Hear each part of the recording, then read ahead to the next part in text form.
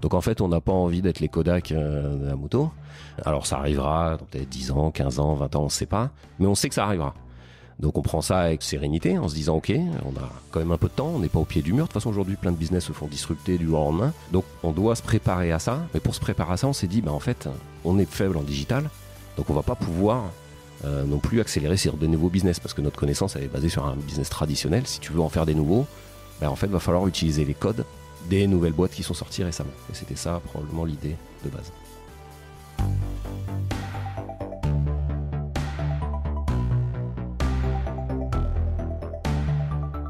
Bonjour, vous êtes sur le point d'écouter un nouvel épisode du Panier, le podcast e-commerce dans lequel on décortique les recettes gagnantes des acteurs du commerce en ligne. Mon objectif est de dénicher avec vous les meilleurs conseils et retours d'expérience pour se lancer et progresser dans la vente en ligne.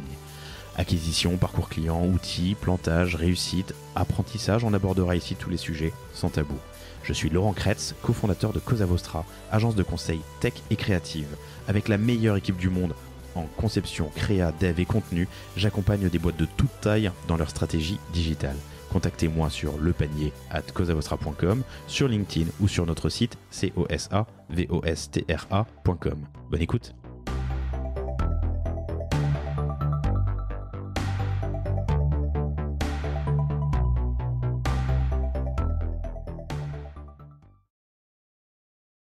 Bonjour à tous, très heureux de vous retrouver aujourd'hui pour ce nouvel épisode du Panier. J'ai l'immense plaisir de recevoir Ariel Walker, qui est le General Manager, le CEO de Epon. Salut Ariel, ça va ? Ouais, ça va. Bonjour Laurent, je suis ravi d'être là. Eh ben moi, je suis ravi de te recevoir. Epon, vous êtes un certain nombre d'entre vous, j'imagine, à connaître. C'est une marque qui distribue des produits d'entretien et des huiles moteurs pour les motos.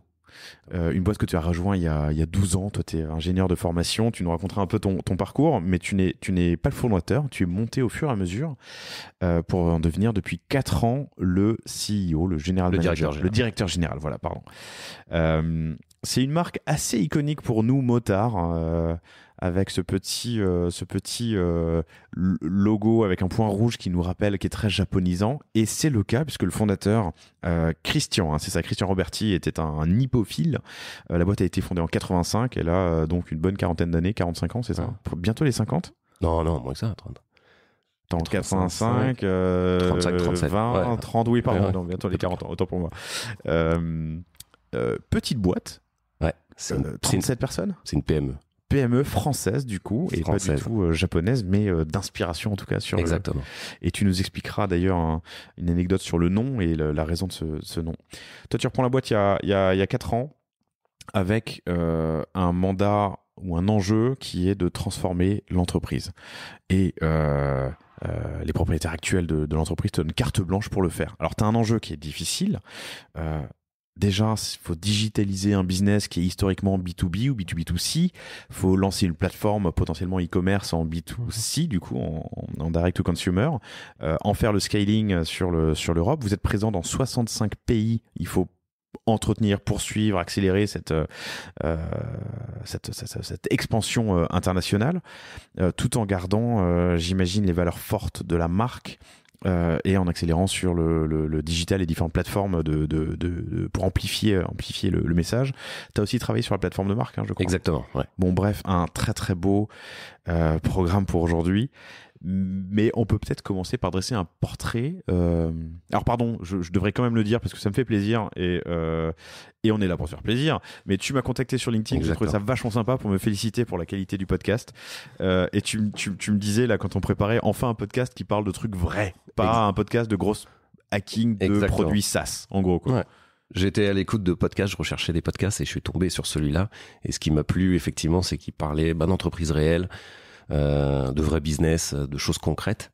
Et je l'ai dévoré puisque je suis reparti du dernier, je suis remonté jusqu'au premier. Je t'ai contacté à titre, j'avais pas du tout prévu qu'on se voit là aujourd'hui. Puis je me suis dit, je voulais juste te remercier. Puis en fait, je t'avais entendu dire que t'allais faire un voyage en moto au Maroc. Donc je me suis dit, tiens, c'est un petit clin d'œil. Dans l'un de tes podcasts, je vais lui envoyer un petit message. Toi, tu l'as fait ? Non. Alors, par contre, j'ai l'un de mes plus gros importateurs qui est au Maroc. Ouais. Ouais, on a aussi discuté sur LinkedIn j'ai fait l'Andalousie en moto avec des potes il y a quelques mois. C'était incroyable. Et le Maroc, c'est prévu normalement cette année pour octobre. Mais les frontières sont toujours, ça ouvre, ça ferme, ça ouvre, ça ferme. mais le sud marocain en Africa Twin ou en petite GS, ça pourrait être fun, quoi. Bienvenue. Merci. Et donc, alors première surprise, quand t'es arrivé, on commence à discuter. Je te dis, t'es donc le directeur général France. Tu me dis non, monde. Et je découvre donc que Hippon est français. Exactement. En fait, ça a été fondé en 85 par Christian Roberti. Et en fait, il cherchait à l'époque, il a trouvé une opportunité de se dire, je vais faire une marque de lubrifiant pour les motos parce que personne n'avait clairement adressé le sujet. Ils font ça à Aix-en-Provence. Donc on est entre Marseille et Aix-en-Provence, une petite entreprise. Et le nom, parce que là, tu vas me dire pourquoi vous avez un logo japonais et pourquoi vous avez un nom typiquement japonais. En fait, à l'époque, les marques motos sont quand même principalement japonaises, les Honda, les Suzuki. Donc il y a une admiration, l'héritage d'Hippon est ancré dans l'admiration pour la culture moto japonaise. Et le point gagnant au judo, il est aussi, donc comme M. Roberti, fan de judo. Et donc le point gagnant au judo, c'est le Hippon. Le Hippon. Voilà. I-2-P-O-N, c'est ça? Ouais, c'est ça. Donc en fait, une fois que tu as parlé du point gagnant, d'ailleurs le premier slogan de la marque, c'était l'huile de combat. Et en fait, l'huile de combat. Ça devient Hippon, il rajoute un petit rond rouge voilà, pour son admiration. Et ça crée ce logo-là iconique, qui depuis est aisément reconnaissable. Et que dès que tu penses moto, tu sais que tu l'as déjà vu. En fait, tu l'associes à ça, même si parfois, tu sais pas d'où ça vient. Donc c'est bien une boîte française. Donc c'est bien une boîte française très présente en France. On est leader en France. Et on est leader en France, ouais. Avec 37 personnes. Exactement. Ouais. Leader en France parce que c'est un logo, comme dit pour nous autres motards, qui nous est évident, une marque qui est iconique. C'est marrant quand même, hein, tu vois, la perception, le message reçu versus le message envoyé, mais la perception qu'on a, c'est une marque internationale, une multinationale. Alors c'est une entreprise internationale puisqu'on est présent dans 65 pays. Mais je vous imaginais beaucoup plus grand que... C'est la force de son succès, la qualité de ses opérations, de son marketing, de son branding, la qualité de ses produits.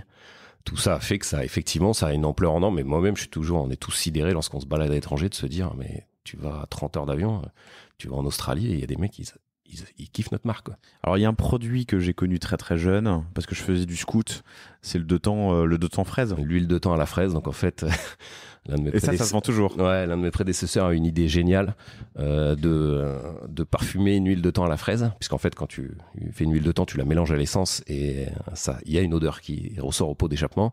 Et dans la moto, il y a quand même toujours cette notion d'être devant. Et donc, il souhaitait que les gars qui soient derrière sentent bien que toi, t'es devant. Donc, il a rajouté un petit additif frais. Ça a fait le tour du monde. J'en vends par container. Alors, déjà en France depuis des années, mais maintenant en Amérique du Sud. Les gens, ils kiffent ça. Et ouais, c'est assez sidérant. Et en fait, ce qui est intéressant, c'est que ça crée même un souvenir émotionnel. Parce que tu me l'as dit tout à l'heure, quand j'étais jeune, j'étais sur mon petit scooter, je mettais de l'huile à la fraise. Et en fait, tout le monde se souvient de ça. Il y a 30 ans ou il y a 20 ans. Et ça ancre la perception de la marque et cette sympathie. Parce qu'en fait, les souvenirs émotionnels sont très importants. Et plus tu accentues là-dessus, plus tu crées un lien fort avec ta marque, comme ta première boisson, ton premier déo, etc. Ou ton premier parfum. Le premier parfum d'une moteur, c'était pour beaucoup l'huile à la fraise. Donc toi, tu y es depuis 12 ans. Ouais. T'es motard ?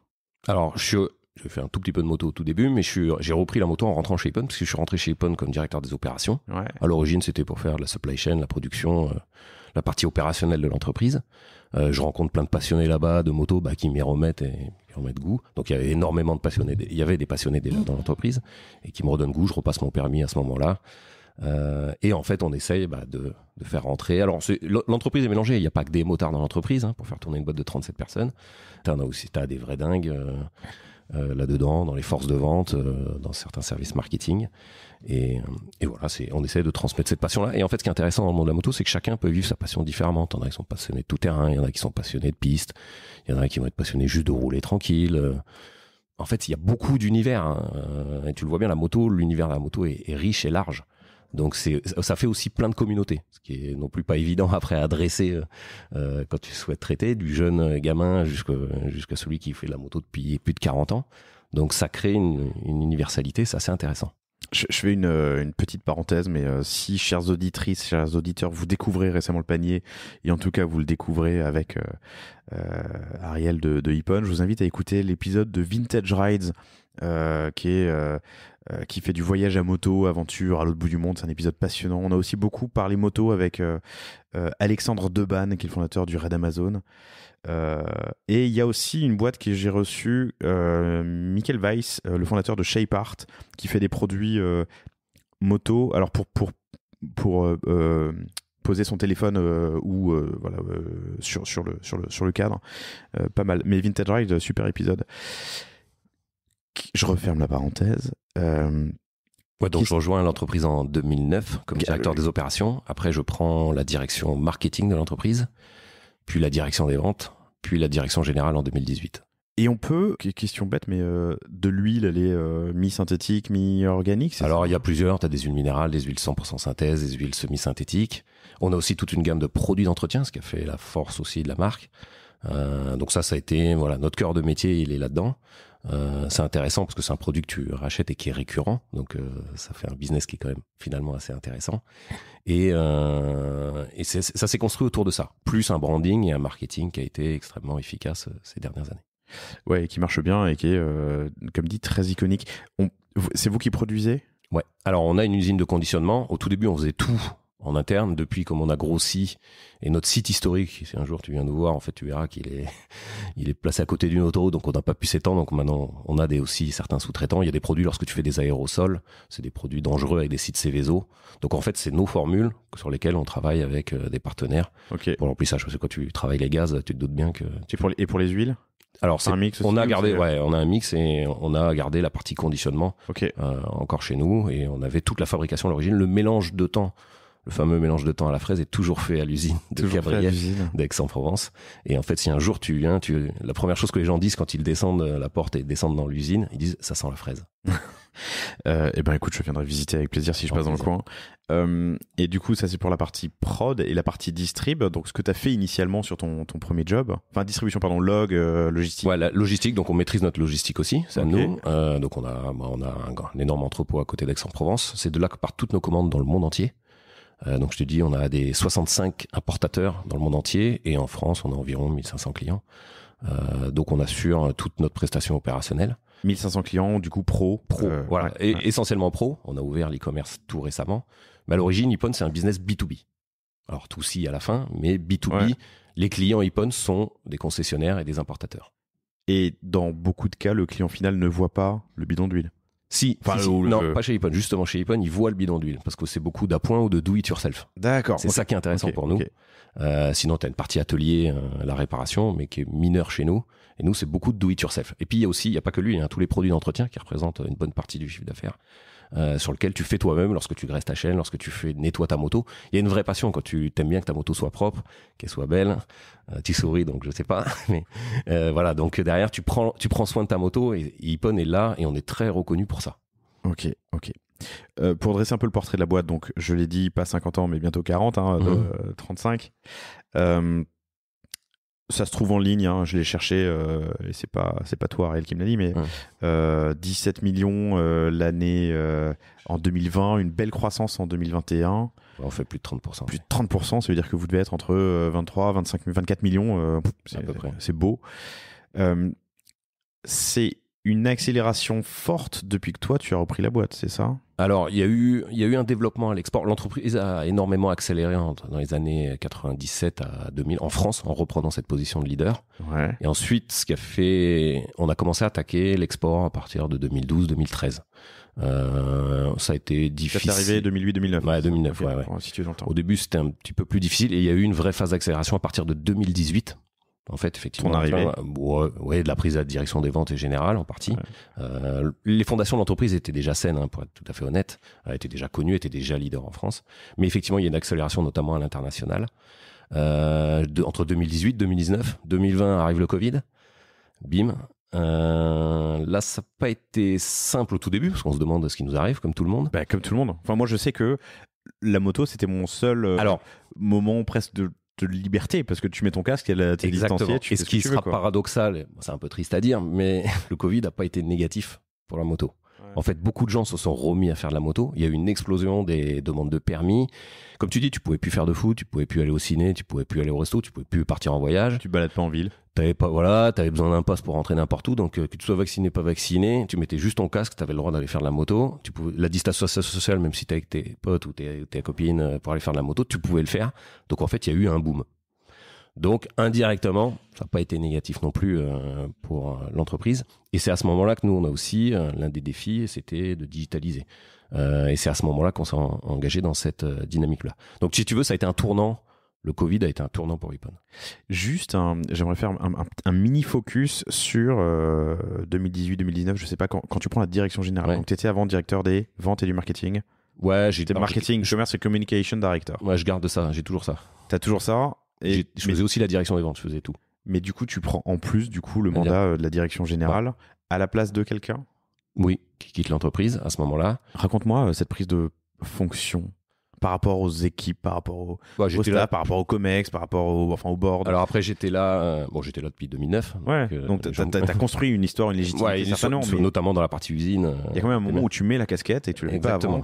Ouais. Comment tu dois prendre du leadership. Alors, quand tu as une expérience quand même depuis 2009, en 2018, ça fait 9 ans où tu as quelque part, je pense, des succès d'entreprise, c'était pas trop mal. Il y avait la confiance de l'actionnaire, il y a une confiance vraiment de l'actionnaire et qui en fait m'a donné carte blanche en 2018 avec pour mission en fait la mission c'était transforme l'entreprise. C'était ça le défi, il y avait pas de sujet d'autres, on se disait tiens rentabilité. Non, c'était transformer l'entreprise. Et c'est ça, quand tu reçois un défi comme ça en fait, d'ailleurs je le remercie, mais on te dit ta carte blanche, faites-vous plaisir, mais transformez-moi l'entreprise. Donc là, quand à ça, ça veut tout et rien dire, transformer l'entreprise. Ça veut dire en fait, fais profiter de ton, sois créatif, si, parce qu'en fait, on savait qu'il fallait quand même transformer, il fallait digitaliser l'entreprise. Ça, on avait conscience on était zéro digital. En fait, Ipon en 2018, moi je connaissais pas le client final. En fait, si tu veux, en 2019, je fais même un sondage, c'est un truc qui m'alerte parce que on avait commencé à faire les réseaux sociaux. Je demande aux fans, ou d'ailleurs ceux qui sont les clients finaux, le motard, qu'est-ce que vous aimeriez avoir comme produit de chez Ipon? Et en fait, ils me répondent toute une liste de produits et je me rends compte que c'est tout ce que j'ai. Et là, je me dis, il y a un problème. Je me dis, ils me demandent de développer des produits que j'ai déjà en portefeuille. Les clients finaux te demandent des produits que quand j'ai tu déjà. Leur dis quel produit vous souhaiteriez, ils te citent des produits que vous avez déjà. Exactement. Il ne te connaît pas. En fait, ils connaissent pas toute ma gamme de produits et je me rends compte aussi que j'ai aucune connaissance sur le client final. En fait, si tu veux, je sais pas qui c'est. Comment tu mènes ton enquête? Parce que quand tu fais du B2B, B2B2C, t'as pas de lien avec ton client final, à part B2B, via ton réseau. À part réseau, mais le réseau a pas les infos, n'est pas digitalisé non plus. Donc, je sais pas, est-ce que le gars qui m'achète, les gars, la plupart sont quand même des hommes, pour être tout à fait honnête en moto, c'est 15% de femmes, même s'il y en a beaucoup plus. Mais on va dire, nos clients et clientes, en fait, j'étais incapable de te dire s'ils avaient 18 ans, s'ils avaient 30 ans. Alors, j'avais une petite idée quand même, parce que des retours du réseau, on savait que il y avait plutôt une clientèle assez jeune, typique, mais j'avais pas de certitude exactement qui c'était. Donc je me suis dit, comment en fait je fais passer un message? La communication d'Ipon a été énormément très pro, donc d'Ipon vers le réseau professionnel, qui a été le prescripteur pendant des années. Et ça a très très bien marché. Et honnêtement, le réseau de distribution a contribué énormément au développement de la marque, parce qu'il a été un prescripteur. Sauf qu'avec l'arrivée du digital, l'arrivée des réseaux sociaux, tu te rends compte que tu ne peux plus faire qu'avec ça. Et non plus les médias traditionnels. Donc en fait, tu te dis, il faut digitaliser pour pouvoir aller toucher directement et avoir encore plus d'impact. Parce qu'en fait, j'observais aussi ce qui se faisait dans d'autres business, les e-commerçants, les DNVB. Je me rendais compte, je me suis dit, comment ces mecs-là, ils arrivent à faire des business comme ça, du jour, en 3-4 ans, des trucs de malade. Je commençais à écouter des podcasts en me disant, mince, est-ce que je dois rester que dans mon modèle ou je dois à un moment donné aussi shifter? Donc tu vois, il y avait une notion de transformation. Il y a aussi la notion d'accélération du développement de réseaux traditionnels. Et ça, c'est un vrai défi pour Ipon, traditionnel, réseau d'importateurs et d'exportateurs. Parce que tu t'appuies sur des importateurs pour développer ton business international. Donc pardon, je reviens à ma question juste pour bien comprendre. T'as une feuille de route, on te dit transforme l'entreprise.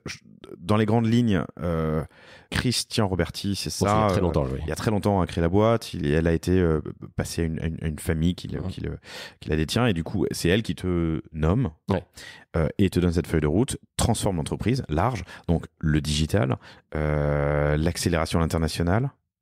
Mais c'est toi qui définis cette feuille de route avec eux? C'est moi. Okay. Moi, quasiment. En fait, ils me demandent de proposer une feuille de route. Donc, il y avait une accélération à l'international. Il y avait aussi un sujet de branding, de revoir la plateforme de marque. C'était ça les vrais sujets. Et à un moment donné, indirectement, commencer à réfléchir quels pourront être les business d'Ipon de demain. parce qu'on commence à voir arriver des scooters et de des motos l'électrique, électriques. peut-être, Ouais. on le sait. Donc en fait, on n'a pas envie d'être les Kodak de la moto. Alors ça arrivera dans peut-être 10 ans, 15 ans, 20 ans, on ne sait pas, mais on sait que ça arrivera. Donc on prend ça avec sérénité, en se disant ok, on a quand même un peu de temps, on n'est pas au pied du mur. De toute façon aujourd'hui plein de business se font disrupter du jour au lendemain. Donc nous on a la chance, c'est qu'on sait déjà qui va le faire. Donc on doit se préparer à ça. Mais pour se préparer à ça, on s'est dit en fait on est faible en digital, donc on va pas pouvoir non plus accélérer sur de nouveaux business parce que notre connaissance elle est basée sur un business traditionnel. Si tu veux en faire des nouveaux, en fait va falloir utiliser les codes, à mon avis, des nouvelles boîtes qui sont sorties récemment. Et c'était ça, probablement, l'idée de base. C'est une belle feuille de route et un bel enjeu. Depuis que tu as repris la boîte, je crois que je l'ai dit, mais tu fais une croissance à 2 chiffres. Ouais. Juste l'année du Covid, on a fait flat, mais ça a été même un peu. On a fait une petite croissance à l'année du Covid. Est-ce que la boîte a déjà, dans le passé, connu... Est-ce qu'elle a déjà été plus grosse? Non, elle est en... Ok. Voilà, non. Et elle a connu de la décroissance? Pas de... Curiosité de manager, enfin de patron. Peut-être il y a très longtemps, mais non, je pense même pas. Donc c'est flat, doux ou en croissance? Alors il y a eu des phases exponentielles au tout début, lorsque l'entreprise a pris des parts de marché au tout début. Il y a eu 97, 2002, 2002, tu m'as dit une 2002, accélération forte. après, dans les années 2008, peut-être avec la crise financière, il y a sûrement eu un petit plateau à ce moment-là, et après ça a recommencé à réaccélérer. En fait, si tu veux, le potentiel, quand tu regardes pour Ipon, on est quand même très petit à l'échelle de certains de nos concurrents. Quand tu parles du marché du lubrifiant, c'est Total, Castrol, Elf, c'est des mastodontes qui font des milliards. Donc en fait, pour nous, prendre 1% de part de marché, c'est déjà faire x10 presque. J'exagère. Donc en fait, il y a à l'heure d'aujourd'hui pas de limite, si ce n'est une bonne exécution et un bon branding. J'ai bien aimé ce que tu as dit, mais on y reviendra en fin d'épisode, je pense, mais ne pas devenir le Kodak de la moto. Putain, c'est dur. Non, mais je suis pas... Non, c'est pas dur pour eux, c'est la vie, et il y a quelqu'un un jour qui a raté un virage... Il y en a d'autres qui ont raté l'arrivée du smartphone, alors qu'ils l'ont tous vu venir. Nous, on a l'avantage, c'est qu'on sait que ça peut arriver. T'es motard, est-ce que tu rouleras sur une moto électrique dans 10 ans? Peut-être, peut-être pas. Mais je vais m'y préparer. Super. Premier enjeu, du coup, c'est cette digitalisation. On parlera après aussi de l'insight et comment tu allais interroger des clients pour leur demander leur avis et ce qu'ils pensaient de Ipon. Mais digitalisation, comment est la boîte en 2018 et quelle est ta vision? Alors, elle est non, on n'est quasiment pas digital. On a un site web qui tient pas la route. On a des réseaux sociaux qui sont pas ouf, enfin tout à fait honnête. On est à un niveau zéro. On est très en retard. Alors, dans le domaine de la moto, on n'est pas tant en retard que ça, parce que pas beaucoup étaient en avance, mais tu vois, par exemple, des boîtes comme Motoboost qui s'étaient montées en 2014 étaient devenues des maçons. Donc nous, on a du retard. Donc en fait, je me suis dit, va falloir qu'on franchisse un cap, et j'avais besoin de connaître le client final, pouvoir m'adresser à lui aussi directement et lui faire passer des messages directement. Le client final comme le prescripteur? Ouais, les deux. En fait, ça va servir aux deux, parce que je me suis dit, si je transmets un message au motard, il le demandera de branding. À un moment donné, il va rentrer dans le magasin et il va dire je le veux. Et donc au final, la boucle. Et ça aide à faire de la communication. C'est la communication indirecte. Donc ça bénéficie au réseau. D'ailleurs, quand tu as parlé de croissance de l'an dernier, le réseau traditionnel a progressé tout autant. C'est pas que les ventes digitales qui ont progressé. Notre business est à 98% traditionnel. Donc c'est d'abord ça aussi. Donc en fait, je me suis dit ça va faire un effet de ricochet. Donc on a besoin de travailler ça. Donc on fait une refonte du site web et on le décide ça en fait. J'avais décidé en fin 2019 de refondre toute la plateforme web. Et on va dire en 2020, quand arrive le Covid, là je me rends compte que je ne peux plus vendre mes produits. Les magasins sont fermés et je décide de lancer un e-commerce aussi, dans la foulée. Donc non seulement refaire la plateforme web pour montrer mes produits, et en fait, je vais me mettre dans une approche comme une DMVB en disant quelle méthode je vais utiliser pour pouvoir faire passer le message. J'adore. Alors ? Quelle méthode? Alors déjà, refondre de tout. Il y a un gros travail sur le branding, il y a un gros travail sur les produits. J'ai passé des heures à éplucher tous ceux qui faisaient du business e-commerce, des marques comme Nike, des marques comme Gymshark, des marques des DNVB françaises, des logistes français, pour regarder comment ils travaillaient en fait leur approche, en me disant si jamais le Covid dure 4 ans, qu'est-ce que je fais quoi? Donc refonte de nos sections produits, refonte du message, et en fait on s'est rendu compte qu'on arrivait à capter et transmettre le message sur notre marque grâce au digital. Alors nous on l'a découvert en 2020, mais d'autres l'avaient découvert bien avant, mais de la puissance de ces médias-là. Et en fait, on a réussi à faire connaître encore plus notre message de marque, encore plus nos produits. Ça a été vraiment nouveau. On lance une plateforme e-commerce dans la foulée. Et en fait, on commence à travailler comme un produit digital. Donc, tu regardes tes taux de conversion, tu regardes ton acquisition. Alors, ça, c'est la phase 2 que tu es lancé. Mais la première phase, c'est du coup lancer tes plateformes. Tu te fais accompagner. Ouais, je me fais accompagner comment tu gères le sujet? Ouais, je me fais accompagner. Alors, j'ai pas de compétences digitales dans la boîte. Donc, c'est moi qui m'y mets avec une collaboratrice, Chloé, qui m'aide beaucoup là-dessus. Et on se fait aider par une agence, les gars, très bien. Qui nous ont filé l'aspect technique et aussi la connaissance, nous accompagner pour monter une plateforme efficace. Parce que moi, je voulais un outil très convivial. Je suis un dingue du X, donc moi j'aime bien que le parcours client, l'information soit carré, soit propre. On accorde énormément d'importance à l'esthétique aussi. Donc tu verras qu'on essaie de bien travailler nos fiches produits, notre homepage. Si tu veux, on a fait des allers-retours incroyables. On est devenu des spécialistes d'outils comme Figma qu'on n'aurait jamais utilisé avant, quoi. Tu vois, c'était des choses nouvelles. Ça a été intéressant. C'était des nouveaux métiers dans l'entreprise parce qu'on faisait des nouvelles choses. Donc voilà. Donc ça, on met environ quelques mois pour le monter, sous une plateforme Shopify d'ailleurs, pour faire quand même assez. Ouais. Alors, Shopify sur le back-end peut-être, mais le front est en Gatsby. Alors, parlera à certains, mais c'est un... Alors, le front, on est Headless, c'est l'agence en fait qui nous a proposé ça parce qu'en fait, je lui dis, je veux avoir une liberté totale. Et donc ils m'ont dit bon ok, on va s'amuser là-dessus, ce qui n'empêche pas de faire des performances de ouf sur le site. Mais voilà, donc on a travaillé ensemble, refonte de tous nos produits, on a tout re-shooté nos packshots en situation, donc ça a été un gros travail de photographie sur lequel là ça m'a aussi bien plu puisqu'à titre personnel je fais de la photographie et on s'est dit comment le mec fait tout en fait. Donc tu t'es mis au digital, tu t'es mis la photographie j'en faisais avant. Okay. Ouais, j'en faisais avant, mais c'est important parce qu'au final c'est comment tu brandes l'utilisation de ton produit aussi. Donc on sait qu'un shooting de qualité ça fait la différence. Donc on a même monté un studio dans l'usine. Ça n'a pas fait plaisir au patron de l'usine, mais j'ai réquisitionné une place. Il a fait la place au milieu des fraises. Ouais, c'est un peu ça, ouais. Donc, combien de temps le process? Entre le moment où tu dis je lance le e-shop, ou en tout cas j'accélère ma décision de lancer le e-shop. En mars et on le lance en septembre. En mars 2020, je dis là, il faut y aller. Ouais. J'avais en tête de le faire à fin 2019, et là je dis de toute façon, là, maintenant il n'y a pas le choix. Et donc c'est lancé en septembre 2020. Ça c'est le temps zéro, ensuite il faut trouver l'agence, il y a le travail, il y a Non, mars 2020 je décide d'y aller, on trouve l'agence et 6 mois plus tard le site e-commerce sort. Je peux te demander le budget? C'était pas excessif, non, c'était... Je me rappelle même. Il veut pas le dire. Non. Non, mais c'est très raisonnable. C'est un combat que je mène parce qu'il y a des gens qui, en fait, très souvent on voit des clients qui sont dans le brick and mortar, donc qui ont des réseaux de boutiques. Une boutique, ça coûte quoi? Ça coûte 100 000, 500 000, ça peut coûter 1 million en déco, quoi. Et qui viennent et qui disent bon, on va se lancer dans l'e-com, on a un budget de 20 000.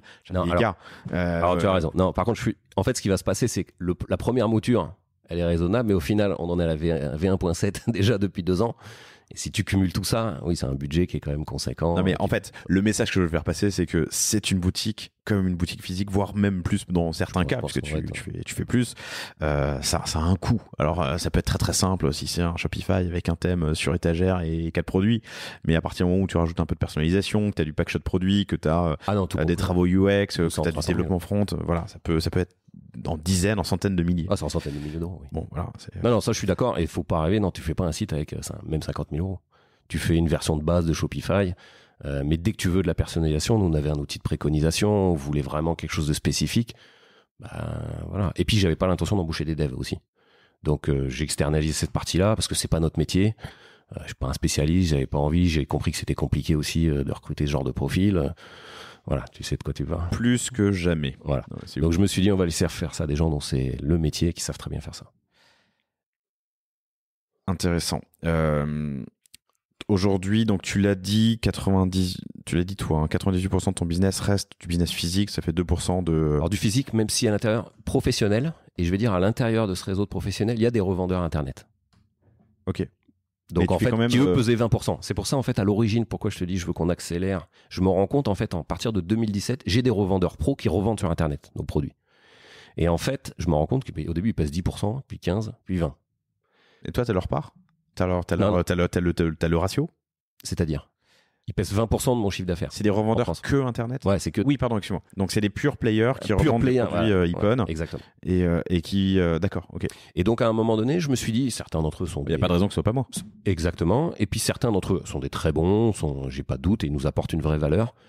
Et parfois, j'en avais d'autres où c'était limite, les packshots étaient pas bons, le message était pas le bon, et je me suis dit, non, à un moment donné, tu dois maîtriser ta com, ça doit être toi le référent sur le net. En fait, je me suis rendu compte que les gens, ils achetaient nos mots-clés, ils achetaient ma marque. Donc à un moment donné, je me suis dit, tu tapes Ipon, tu dois arriver chez Ipon. Tu dois pas tomber chez quelqu'un d'autre.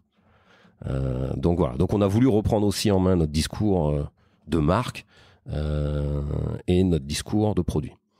Et donc on fait ça en 2020. Et dans la foulée, on fait aussi la relance de nos réseaux sociaux. Parce qu'on s'est dit, c'est bien beau d'avoir comment tu fais passer ton message de marque au final. Donc on s'y met aussi à peu près en 2020, à peu près à ce moment-là. Mais ça suit une refonte ou une réflexion sur la plateforme? Alors non, la plateforme, on l'a fait un petit peu plus tard. On a quand même un historique de la marque. On a dit, on va déjà utiliser nos acquis. Pour être tout à fait honnête, on improvise un petit peu. On est aidé aussi par une agence à l'époque sur les réseaux sociaux, au tout début d'ailleurs, qui est encore avec nous. Mais et on se dit, comment on va exploiter ces nouveaux médias pour nous, on va dire, et comment on va l'exploiter avec force. Donc on s'est rendu compte de la puissance de ces médias. Donc vous avez une 40aine de milliers de followers sur Iponlube, sur Instagram. Quels sont les autres réseaux que vous... Facebook, on s'est lancé sur TikTok, on va faire un peu de YouTube. Mais ce qui est intéressant, tu vois, sur Instagram, la communauté peut sembler éventuellement 40 000, mais en fait, on a des taux d'engagement de fou. On a plus de 20%, quoi. J'ai des vidéos qui tournent. On a fait une vidéo qui a fait plus de 2 millions de vues cumulées. On a lancé des tutoriels mécaniques qui en sont à 7 millions de vues cumulées sur tous les réseaux. Et parfois, les posts, ils font parfois 35 000, 50 000 likes sur Instagram. C'est assez massif. Et en fait, j'ai découvert ça lorsqu'on a accéléré. C'était il y a quelques mois sur les réseaux. En fait, la messagerie. En fait, on est harcelé. Enfin, c'est même pas harcelé. C'est tagué. En fait, j'ai juste découvert la puissance de la marque encore plus par ces interactions quotidiennes sur les réseaux sociaux avec tous les fans qui viennent nous demander des stickers, qui viennent nous dire qu'ils adorent nos produits, qu'ils adorent notre marque. C'est assez phénoménal. Tu es sur un secteur, une verticale de passion. Ouais, c'est exactement ça. Donc ça crée de l'échange, ça crée des points d'accroche sur lesquels on a envie de... Ok. Je regardais que vous êtes à 30K followers aussi sur TikTok. Ouais. TikTok, vous avez commencé en même temps, plus tard tout récemment. Tout récemment, ouais. C'est bien. Ouais. Mais ça veut dire que tu trouves quand même une audience, un bassin d'audience sur TikTok. Ah ouais, tous les jeunes. De motards, les jeunes, ils sont là-dessus. On les trouve sur Instagram et sur TikTok à faire des roues arrière principalement avec leur moto. C'est très porteur parce que c'est très visuel. Donc c'est assez intéressant. Et on s'en rendu compte, tu vois, par exemple, parce qu'on a lancé des tutoriels mécaniques aussi qu'on a refait. Les gens adorent regarder ça, quoi. Et donc on a beaucoup de vues sur ce genre de contenu. Donc ça a été un vrai défi, tu vois, ça aussi. Comment on crée des contenus qui arrivent à créer de la viralité, qui arrivent à... je vois que tu es en train d'en regarder un là, et de les faire de façon moderne, façon TikTok, en moins d'1 minute. Comment tu fais un mélange de temps, comment tu fais une vidange, comment tu fais un nettoyage de graisse de chêne. Vous êtes accompagné ? Non, on n'a pas d'agence de com. Non. Tu m'as pas dit que vous étiez accompagné par une agence sur le social media ? Alors sur le social media au tout début, mais ça c'est nous. Ça c'est vous. Alors c'est nous avec l'un de nos ambassadeurs, qui est Romain Gendreau, un stunter, qui fait de la vidéo. Et en fait c'est nous qui établissons les briefs. En fait on fait tous les briefs, toute la stratégie de communication. Elle est faite. Le montage, non, c'est lui qui le fait. Ok. Mais c'est nous qui avons déterminé le style avec lui. Et donc c'est ça qui est intéressant en fait, tu vois. C'est vrai que j'ai pas d'agence de com au final pour déterminer la communication de l'entreprise, on le fait nous-mêmes. Et la vidéo avec l'Indiane qui fait du drift sur la neige, ça c'est on a un des vidéastes, c'est Antoine Truchet qui bosse souvent avec nous, et en fait nous on discute du brief avec lui, on discute de la stratégie, de ce qu'on veut faire. Le pilote, c'est un de nos ambassadeurs, Wilfried de Lestre. On a préparé la moto qu'on a transformée avec de belles couleurs, et on avait fait un projet intéressant, mais en fait on monte l'essentiel de la réflexion de communication, c'est en interne. Il y a juste la partie shooting et film, la prod pour lequel tu prends des gens dont c'est le métier, qui comprennent notre univers, qui bossent avec nous, et voilà. Ça rejoint un sujet qui est que l'influence, t'en as parlé plusieurs fois, des ambassadeurs. vous les cherchez, c'est pareil, c'est de l'interne, c'est de l'externe? Alors c'est de l'interne parce que j'ai un gars chez moi qui s'occupe de ça et qui connaît très bien le monde de la moto. Et en fait, on a eu un shift aussi à partir de 2020. On était avant très traditionnel, tu sais, les pilotes de compétition. La compétition très traditionnelle. Mais en fait, ça suffisait pas. Et en fait, on a rebasculé une partie aussi de notre budget et notre stratégie de communication vers les influenceurs, qui aujourd'hui dans la moto ont un impact énorme. Il y a des mecs qui ont des communautés à 500 000, à plusieurs millions. C'est des trucs de fou. Donc en fait, on a essayé de les approcher. Et le fait que nous, on ait une démarche authentique et sincère, et ben en fait, ils apprécient la marque. Et pour la plupart, ils les connaissent. Je pense que c'est ça l'apprentissage qui est hyper intéressant. Vous restez une boîte très accessible, une petite boîte, une PME de 37 personnes. Vous incarnez le message et quand tu les contactes, c'est vous qui les contactez. C'est pas une agence. Des fois, ils nous appellent. C'est même eux qui vous appellent. Ouais, ils nous connaissent, ils nous apprécient. Parce que tu vois, par exemple, la plupart de ces gens-là me connaissent, quoi. Directeur général, il est accessible. Ça m'aidait au tout début, lorsqu'on lance les réseaux sociaux ou notre plateforme e-commerce, c'est moi qui réponds aux questions techniques, aux questions diverses, parce qu'en fait, c'est la première fois que j'ai des interactions directes avec mes consommateurs finaux. En fait, c'est une découverte majeure pour nous. Et ça, je le recommande à toutes les boîtes qui font du B2B traditionnel et qui se disent non, foncez là-dedans, parce qu'en fait, vous allez découvrir des insights, mais majeurs. Et moi, j'ai découvert, en fait, les gens adoraient mes produits, j'ai découvert ceux éventuellement qui pouvaient manquer, la perception qu'ils avaient de la marque. Là, pour la première fois, ils me le disent en direct. Alors qu'avant, c'était par un ou deux intermédiaires. T'imagines à l'étranger, c'est le client final, le motard, qui rentre dans une concession, la concession qui a acheté à mon importateur qui me l'a acheté à moi. Pour savoir la connaissance, ça va être compliqué. Terminé. C'est impossible. Je vous recommande, chères auditrices, chers auditeurs, un épisode qui était top que j'ai fait avec Louis Marty, qui est le fondateur de Merci Andy. Alors, on a fait un catch-up. Je crois qu'il est pas encore, il sera sorti peut-être, mais c'est pas dans le catch-up, c'est dans l'épisode initial qui me dit. Alors lui, il a 400 000 followers sur Insta. En fait, il utilise sa communauté pour faire ses tests produits. Tu vois, vous préférez un goût fraise ou un goût menthe, votez. Et en fait, t'as 400 000 personnes avec un engagement à 1, 2, 3, 10%. Ça te fait, 40 000 personnes qui répondent. C'est ton propre outil d'insight marketing en interne. Et ça, c'est ce que tu es un peu en train de me dire. C'est que tu as créé, du coup, un truc qui n'existait pas, qui est ce lien avec le client final. Pour être tout à fait honnête, tu as parlé de Merci Andy, on s'en est inspiré. On a étudié ça, tu vois, parce que j'ai cherché, dans l'univers de la moto, ça existait peu, ça. Donc, en fait, j'ai cherché d'autres marques. Et effectivement, quand j'ai regardé ce phénomène-là, et Louis Marty, puis j'ai écouté sur plusieurs podcasts, et je me suis dit, tiens, comment ils ont fait, comment ils ont réussi avec un gel à l'origine à monter un truc qui fait 60 millions, communauté de fous. Pas tant que ça, voilà, mais beaucoup quand même. Ouais, voilà, beaucoup, mais une belle réussite, on a étudié leur site, voilà. Et donc tu t'inspires de ça. Donc en fait, tu vas chercher dans d'autres univers, c'est ça qui est très intéressant pour nous, c'est d'aller récupérer ce qui vient d'autres univers, que ce soit de la mode, que ce soit du lifestyle, que ce soit des DNVB. Voilà, on a étudié tout ça pour essayer de comprendre les clés de chacun, de leur succès, et pour essayer de s'inspirer des best practices. Et c'est pour ça que quelque part, au final, j'en arrive à écouter ton podcast, c'est que tu me simplifies la vie en me fournissant sur un plateau. En fait, j'ai eu un cours de marketing, j'ai pas besoin de faire un MBA, j'écoute ça, et j'ai les recettes. Donc après, t'as juste à prendre les bonnes étapes des uns et des autres. Donc je te remercie encore parce que ça m'a fait gagner. Surtout Louis, lui et les autres. Merci Andy. Alors on peut remercier aussi Alex.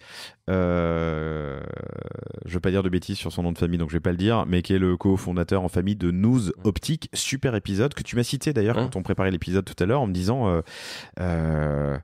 qu'il aborde le sujet de la distribution et de la distribution en ligne de ses distributeurs. Voilà, donc en fait, il y a plusieurs choses à retenir, mais ce qui est très important et que tu viens de dire, c'est qu'il faut sortir de son univers et aller voir dans les univers soit connexes, soit complètement éloignés, ce qui peut se faire pour en tirer de l'inspiration. Et parfois, il faut éviter d'avoir des œillères. Alors pour vous, ça paraît évident, mais moi j'ai une anecdote sur le sujet où un jour on travaille avec un grand groupe hôtelier sur... alors c'était il y a longtemps, ça fait 6-7 ans, mais on était sur une problématique UX, donc parcours utilisateur de découverte et de réservation d'hôtels. Et on leur dit, il faut aller voir ce qui se fait ailleurs, et notamment d'ailleurs Airbnb. Ils disent, non mais Airbnb c'est pas des hôtels, on va pas regarder. On va prendre les concurrents directs et regarder comment ils font. Et tu vois, cette espèce d'œillère sur le monde extérieur, c'est un truc qu'il faut absolument éviter. Allez s'inspirer, c'est ce que tu dis, de ce qui se fait dans d'autres univers pour en tirer des enseignements applicables potentiellement à votre monde. Exactement. Le social media, vous en faisiez avant 2018 Oui, on en a fait depuis 2014. Ouais. On n'avait pas nécessairement de stratégie, c'était pas évident. On n'avait pas non plus que des contenus très qualitatifs, donc ça n'avait pas un gros impact. À partir de effectivement 2020-2021, on se rend compte de l'impact déjà d'avoir un message cohérent, ce qui n'était pas le cas auparavant, et de créer des contenus de qualité. En fait, le vrai défi pour nous, ça a été de créer des contenus. En fait, j'ai découvert ça aussi. C'est sympa, c'est bien les réseaux sociaux, le digital, etc. Mais c'est une machine à absorber. Enfin, t'as besoin d'alimenter la bête en contenu. Alors qu'avant, tu vois, dans les business traditionnels, tu faisais tes 3 événements par an, tes 4-5 pubs dans les magazines. Au final, pour nous, c'était beaucoup plus simple, beaucoup moins. Là, aujourd'hui, c'est consommateur. Alors, est-ce que c'est un défaut ou pas un défaut? Je sais pas, mais ça nous oblige à être beaucoup plus productif et créatif. Ouais. Tout est question de deux choses, raconter une histoire et créer un moment. Ce qu'on fait chez Cause Nostra, mais créer des moments dont on se souvient. Et avant, l'histoire, elle se racontait, j'imagine, dans un atelier. C'est ça. Ouais. J'ai ma moto, je vais voir mon atelier, je lui dis je veux une Ulipone ou un produit Ulipone. Ou alors qu'est-ce que tu me conseilles, et il me va bien. Et ça reste, et ça c'est fondamental parce qu'aujourd'hui c'est le premier. Il y a une partie des gens il y a toujours 70% des gens qui vont acheter en magasin. Le premier prescripteur, c'est ton revendeur, c'est ton importateur. Donc lui, en fait, on lui raconte l'histoire. Nous, on lui raconte l'histoire. En France, ça a déjà été fait, voilà. Aussi avec ma force de vente sur le terrain. J'ai 8 commerciaux dédiés sur le terrain en France et on a des importateurs dans le monde entier. Ils sont aussi là pour raconter l'histoire. Mais c'est exactement ce que tu as dit tout à l'heure. Le storytelling, pour moi, c'est le plus important. Tu as besoin de produits de qualité, ça, il n'y a pas de doute. Parce que si tu n'as pas des bons produits, bah, c'est réglé, tu fais pas grand-chose. Et ensuite, tu accompagnes ça d'une belle histoire. Et en fait, c'est ça qui va créer la connexion. Parce que tu l'as dit tout à l'heure, la moto, c'est quand même un univers de passion.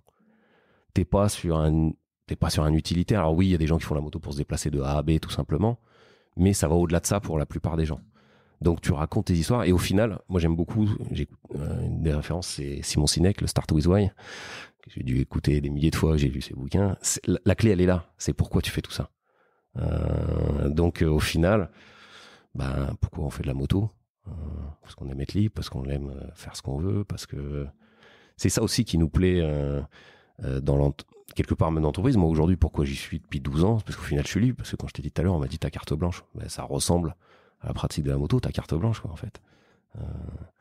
Tu fais un peu ce que tu veux. Si derrière tu suivais toutes les règles, Ipon est là quelque part pour challenger les règles préétablies et pour libérer la passion. C'était ça le message de la plateforme de marque.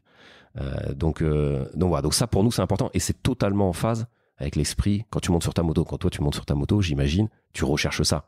Tu recherches, cette adrénaline, tu recherches ce sentiment de liberté, tu recherches ce fait que tu vas faire presque ce que tu as envie. C'est un des derniers endroits, je te disais, là pour nous, la moto, c'est un des derniers des espaces de liberté avec peut-être les festivals de musique où, t'as pas besoin d'un pass. T'avais pas besoin d'un pass, même si aujourd'hui c'est fini, mais t'avais pas besoin d'un pass. Tu mets juste ton casque, tu vas rouler. Terminé. Tu t'as pas de grands outils, tu démarres ta moto, ça met une demi-seconde et tu t'en vas. Et voilà, tu vas rouler. Donc, comment tu véhicules cet esprit-là? Comment tu transmets ce branding-là? Comment tu es sincère et authentique? Tu l'as dit tout à l'heure, Ipon, c'est une petite entreprise, ce qui fait que, parfois c'est moi qui répondais sur les réseaux sociaux au tout début, ça m'arrive encore. Ça m'est même arrivé de citer au moment de dire bonjour, parce que tu vois, j'avais des problèmes de SAV au tout début, j'avais pas de SAV, puis le gars, j'ai eu un problème, etc. Bonjour, je m'appelle Ariel Walker, je suis le directeur général, je vais m'occuper personnellement de votre souci. Incarné, honnête, direct, flexible, en tout cas agile, c'est beau. Et sur cette plateforme, sur ce travail de la plateforme de marque, vous le faites en interne? Non, alors là par contre non, ça c'était un vrai travail qui a été fait avec un cabinet de tendance sur Paris. Que tu peux citer si tu le souhaites. C'est des mecs super, c'est REC, un cabinet REC. Okay. Pascal Montfort, il nous a fait une étude de ouf. Il m'a aidé en fait à structurer la pensée parce qu'en fait je savais pas trop, tu vois, quelles sont les valeurs d'Ipon, quel est l'ADN, tu vois, c'était un peu confus. Et c'est un gars qui travaille sur les tendances, lui et son agence. Et en fait, il nous a aidé à remettre tout ça en place. Alors en fait, il a questionné. Et ce qui était intéressant, c'est qu'il a... Comment il s'appelle, pardon? Pascal Montfort. Okay. Et le cabinet, c'est REC.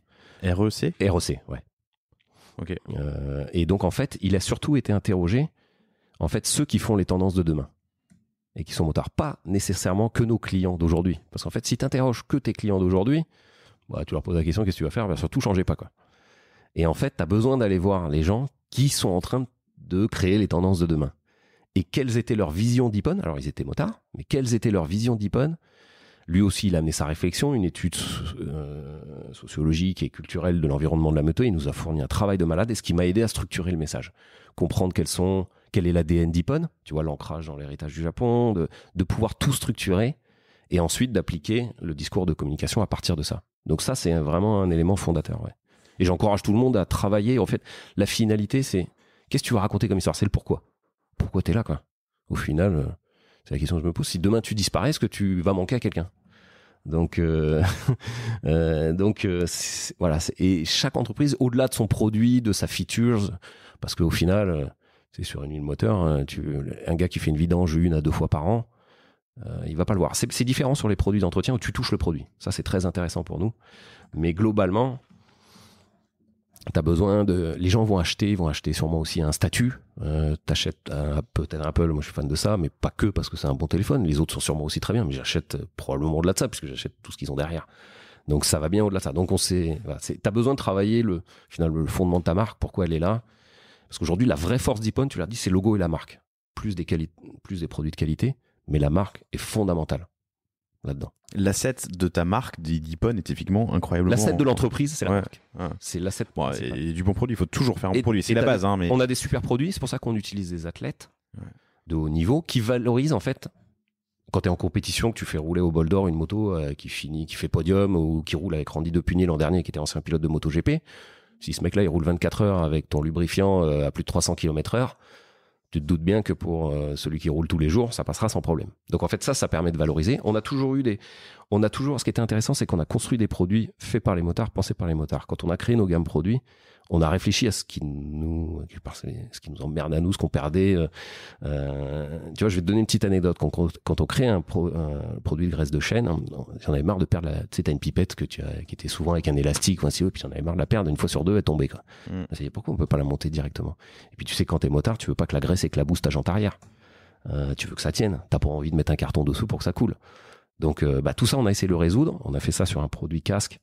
Tu sais, quand tu prends un petit produit casque que tu vas t'as envie d'emmener en balade, tout simplement. Un produit casque. Nettoyant casque. Ouais. Par exemple, nettoyant casque, t'emmènes en balade. Parce que tu sais qu'à un moment donné, tu vas nettoyer des moustiques. Ouais. Pardon, c'est pas évident pour ceux qui ne le sont pas, mais quand on se fait une sortie moto, tu prends plein de moustiques. Tu prends plein de moustiques ou de moucherons ou même de poussière ou de gadou si tu fais un peu de cross et tu nettoies ton casque à chaque arrêt, quoi. Et tu vois, exactement, c'est ça. Et le produit, je regardais ce qu'ils faisaient sur le marché, il y avait que des gros produits avec des plastiques durs. Et moi, je sais que quand je prends un produit et que je le mets dans ma poche, si le plastique est dur et que tu chutes, parce que ça arrive à moto. Oui, même c'est inconfortable. Déjà, c'est inconfortable, mais quand tu chutes, ça peut être extrêmement destructeur. Ouais. Et donc, en fait, la première des choses qui a été demandée avec le fournisseur du bidon, c'est un plastique mou qui explose immédiatement en cas de choc au contact. C'est-à-dire qu'en fait, qui va pas créer un point dur. Donc tu vois la démarche de... Attends, je le trouve où dans maintenance, lifestyle, ça va être entretien. Il s'appelle Helmet Auto pour du casque. Ok, je te laisse continuer. Donc voilà, donc cette démarche-là de produit et d'authenticité, on essaye de la retranscrire dans nos fiches produits, d'expliquer en fait, si tu veux, à quoi ça va lui servir. En fait, le bénéfice pour le consommateur final. Plutôt que de lui raconter la formule qui est dedans, ça sert à rien, personne n'est chimiste, personne n'a envie de comprendre... mais qu'est-ce que ça va lui apporter? Donc tu vois, c'est un mélange entre un discours produit qui est quand même très pratique et on montre qu'on sait de quoi on parle, et un discours de marque où tu véhicules des valeurs qui sont associées à l'univers de la moto. T'en parlais tout à l'heure, mais alors la moto est espace de liberté, mais ça touche d'autres univers. En fait, la moto est tendance depuis toujours. La moto, c'est cool. C'est vrai qu'on n'a pas abordé ça, mais non seulement t'es sur une verticale de passionné, mais en plus t'es sur un produit qui est cool. Et pour les vieux comme moi, alors pour les plus vieux, j'imagine qu'il y en a d'autres, mais j'ai pas les rêves. Pour les vieux de mon âge, c'est Tom Cruise sur les pistes dans Top Gun qui fait de la moto à fond sans casque. Pour les plus jeunes, j'imagine qu'il y en a. Il y en a d'autres. Steve McQueen avant. Et puis les mecs qui font des wheelers maintenant. Comment ça s'appelle ça, le stunt, c'est ça? Ouais, le stunt. Là, les mecs, il y a la bike life aussi. Bref, ils font des roues arrière. T'es sur un produit cool. Enfin, t'es sur un univers cool. On est sur un univers cool. On a de la chance. Donc c'est plutôt agréable. C'est un univers qui fait rêver. C'est un univers qui est visuel. Les belles motos, t'as beau dire, c'est un bel objet. Donc t'as aussi, tu vois, ça faisait partie de cet élément d'ADN. Ippon a un très fort ancrage dans l'esthétique. Nos produits, nos emballages sont extrêmement travaillés. Tu vois, il y a des couleurs. Regarde, rien que l'idée du bidon blanc. T'imagines dans un univers, en fait, quand je te parle à l'origine de la création de la marque, les produits d'huile moteur sont principalement gris et noir. Pourquoi? Parce que dans des ateliers, gris et noir, ça va ça va pas se salir. Et ben lui, il décide de faire du blanc. Ce qui, dans un produit d'atelier, c'est quand même un non-sens. Que tu vas saisir avec des mains pleines de... Et ça rappelle quelque part la cosmétique, la notion de propre, la notion de qualitatif. Oui, puis le côté un peu japonisant de la sobriété. Il y a cette notion d'esthétique très clean. Donc, digitalisation. J'imagine qu'il y a un peu de change à faire en interne aussi, de gestion du changement dans une boîte où historiquement tu l'es pas. Et on a tout digitalisé, tous les process de l'entreprise. Sous ta direction? Ouais, et sous le Covid. Parce que là, on n'a pas eu le choix. Mais ça a été, finalement, j'encourage aussi tous les patrons de TPE, de PME à foncer là-dessus. C'est des gains de productivité énormes.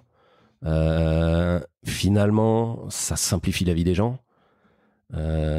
C'est beaucoup plus pratique. De toute façon, tu as bien vu, tu as passé une partie de l'entreprise en télétravail, comme ça a été le cas à partir de mars 2020. On a dû mettre en accéléré tous les outils. Et aujourd'hui, on a quasiment plus de papier dans l'entreprise, quoi. Tous les contrats sont signés en digital, la communication est là. Donc on s'est très vite réadapté, y compris nos process industriels. Donc on a franchi un cap, ça c'est sûr. Et effectivement, il faut accompagner le changement. Mais ce qui était intéressant, c'est comme c'est quand même aussi une boîte jeune, les gens ont vite adhéré au changement, ils ont compris. Alors, quelque part, le Covid a permis d'accélérer ça, la prise de conscience que de toute façon, il n'y avait pas le choix. Donc ça, c'était intéressant parce que peut-être que si j'avais voulu lancer ça il y a 5 ans, ça aurait été plus compliqué. Là, de toute façon, on était tous au pied du mur, toutes les entreprises, et il n'y avait pas le choix.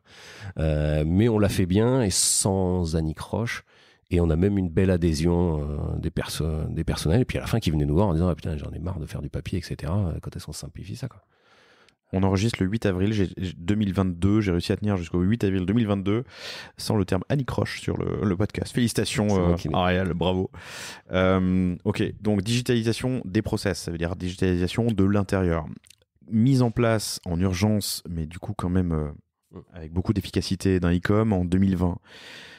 Accélération très forte sur les réseaux sociaux, nouvelle approche, ou en tout cas repenser l'approche des ambassadeurs.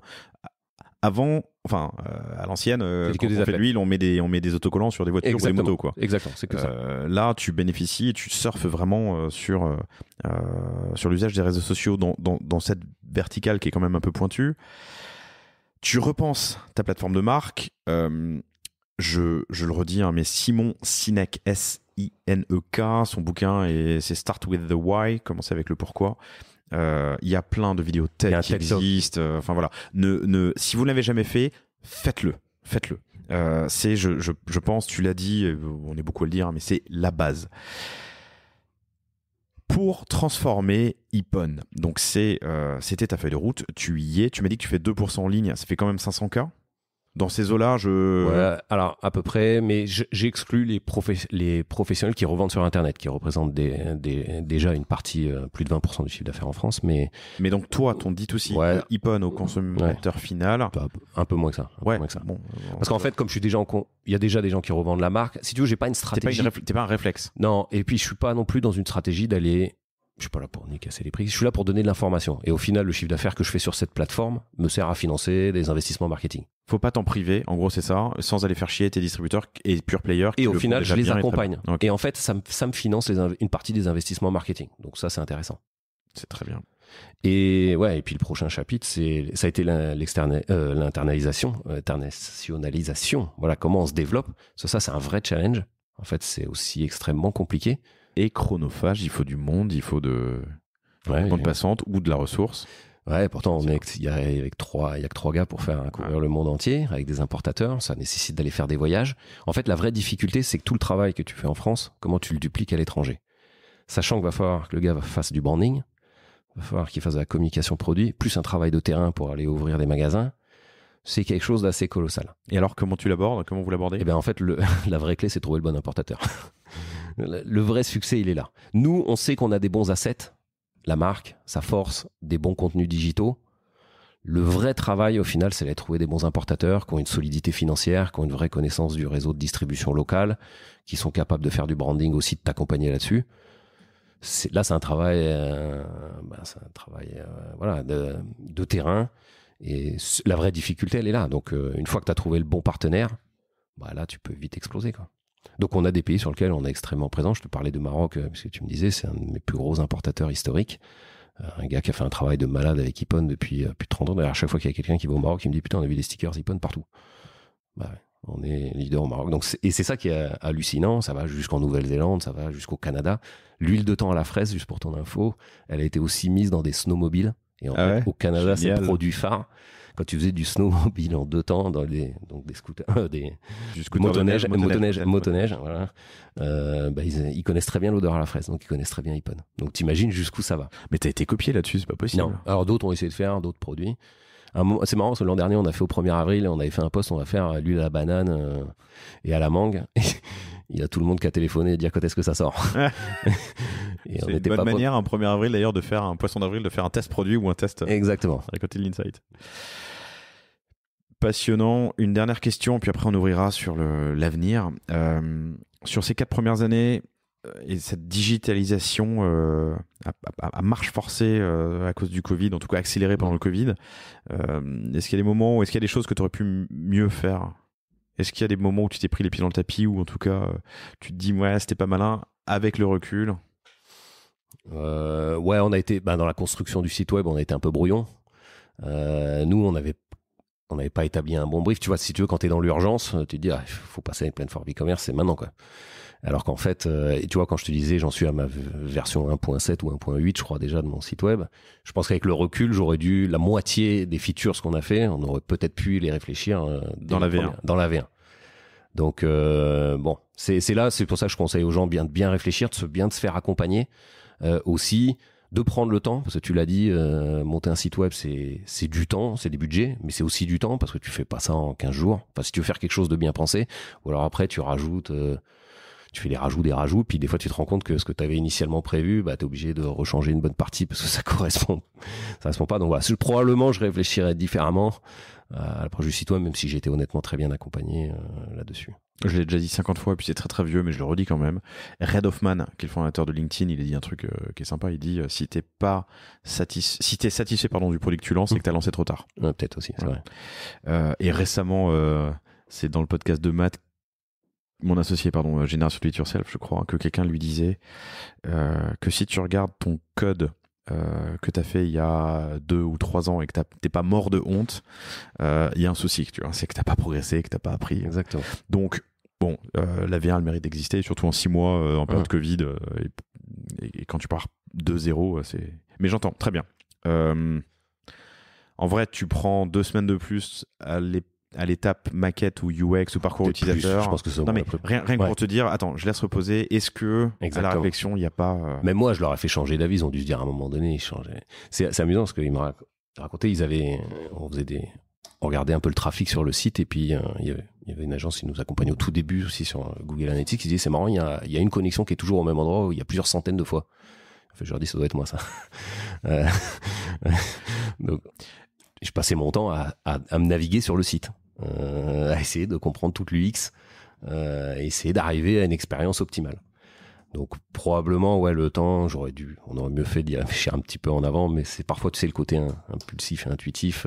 Ça a aussi du bon parce que peut-être que j'aurais mis 3 ans de plus. Oui, c'est ça.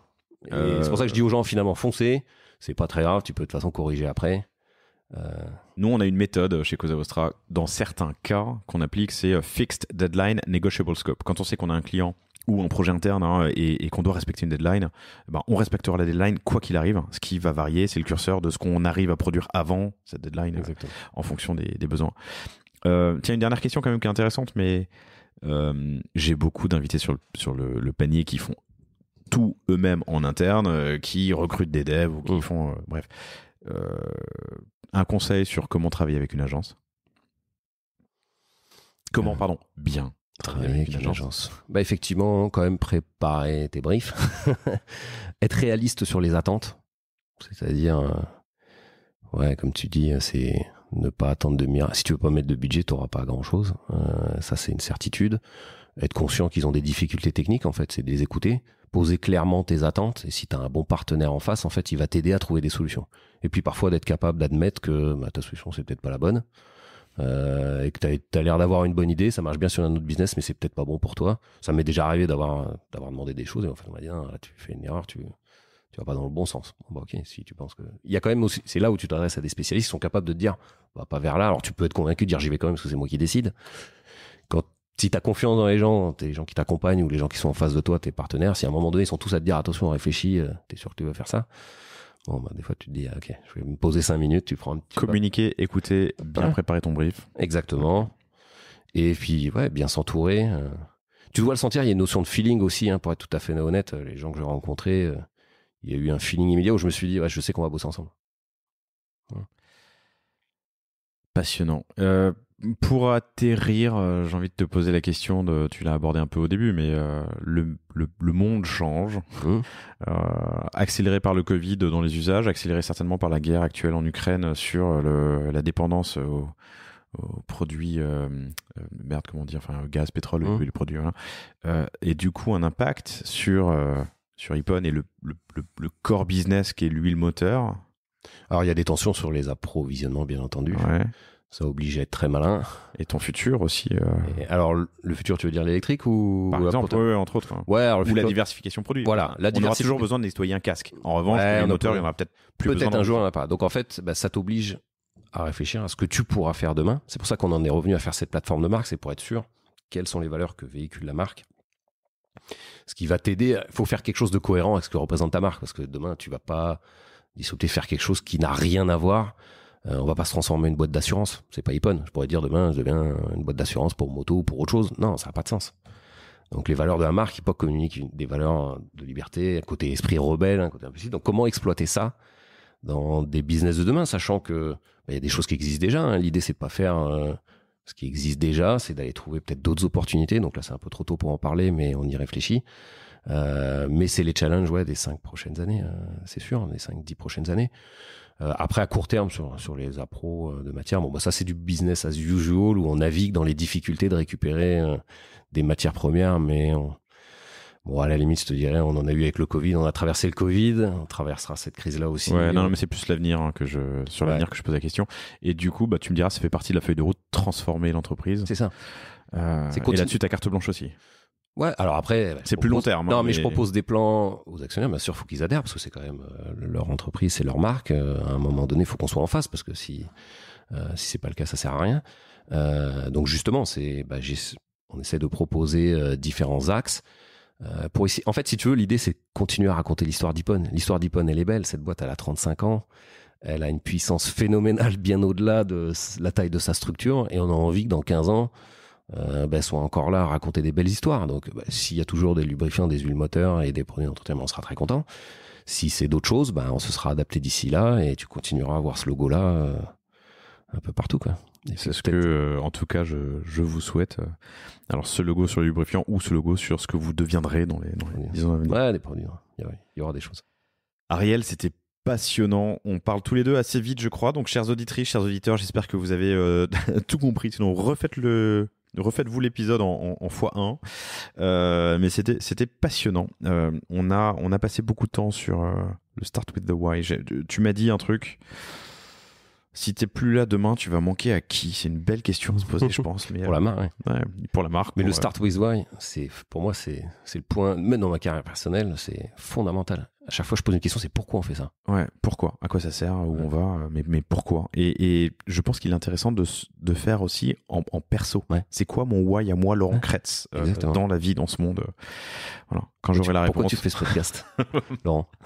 Pour rencontrer des gens formidables et des histoires incroyables comme la tienne. Et je te remercie infiniment pour ton temps et ta transparence. C'était top. Je crois que donc t'arrives d'Aix ce matin? Ouais, et je pars en Asie. Et là tu pars à Singapour, puis à Brisbane. L'Australie, ouais. Voilà. Génial. On te trouve sur LinkedIn, Ariel Walker, W-A-L-K-E-R. Et voilà, si vous voulez en savoir plus, n'hésitez pas à contacter Ariel sur LinkedIn.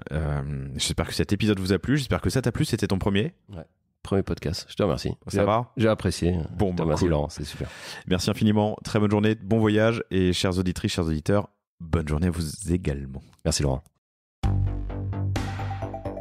Merci d'avoir écouté cet épisode du panier. J'espère qu'il vous a plu. Si c'est le cas, et même si ce n'est pas le cas, abonnez-vous pour ne rater aucun épisode. Parlez-en autour de vous et laissez-moi un commentaire sympathique sur Apple Podcast. C'est ce qui m'aide le plus à remonter dans les classements.